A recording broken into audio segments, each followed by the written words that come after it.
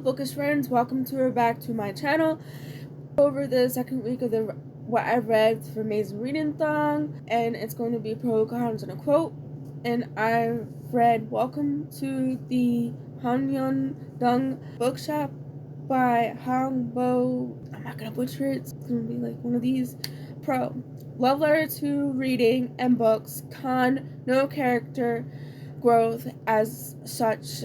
The character development is a farce. Quote, when we feel like crying, we should let it all out.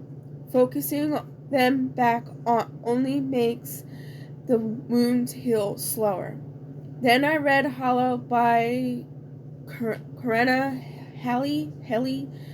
Pro, spooky and spicy. Con, too fast for the storyline that needed time to lure the readers in.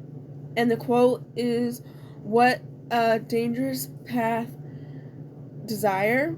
Then I read a cozy book called Death by Dumpling by Vivian Chen. Pro, characters and community of the Asian village. Con, slow, predictable. And quote, man with many secrets will have many enemies, and enemies will always find you when you think you are free. Then I read Third to Die by Allison Brennan. Pro, well written and addictive. Con, this is supposed to be the first in the series, but it felt like it was dropped in mid-series. Then the quote is, tough but fair was usually the difficult kids who ended up liking him the most because he held them to a high standard. Too often parents and even teachers don't expect teenagers to be accountable to society, to family, to school. They dismiss the bad behavior as if it's something they will grow out of. When if they not corrected, they will generally believe their bad behavior is acceptable. Then I read Rock, Paper, Scissors by Alice Feeney, my first Alice Feeney. Pro, twist plot at the very end. Con, the book was slow.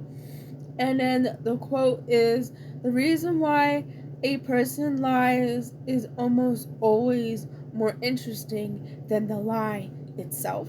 Then I read The Trouble Girls of, I'm not going to say the last name, but I'll have a picture somewhere around here. Pro, this had so many great themes around feminism and the patriarchy. Con, just a little too over the top and simplistic. And the quote is, they were safe because she and Elena had come back, because they had decided to head toward the monster to help the girls who had become their friends, despite everything the headmaster had done to divide them. Then I read Curious Incidents of the Dog in the Nighttime by Mark Haddon. Pro, characters have death to them, and the con is the consistently used and the widely accepted typecast of a young autistic boy. And quote, prime numbers are what is left when you have taken all the patterns away. I think prime numbers are like life. They are very logical, but you could never work out the rules even if you spend all your time talking about them. And that's what I read for the second week. I am sorry that I was gonna be late anyway with the whole video because I worked this weekend, And on top of that, I got a cold, if you, as you can tell from my voice. Hopefully next video you see me for the week that's happening now, what I've been reading. As always, you can go on my Goodreads, which is linked in the description box, and there you will see what each book were, prompts that I had for, and which one were the city prompts. I think I might not have put with the city prompts. I might have just put the prompts down. I kind of got a little bit lazy on that, maybe. I don't know. Wherever you are, I hope you're having a wonderful day and go read that book.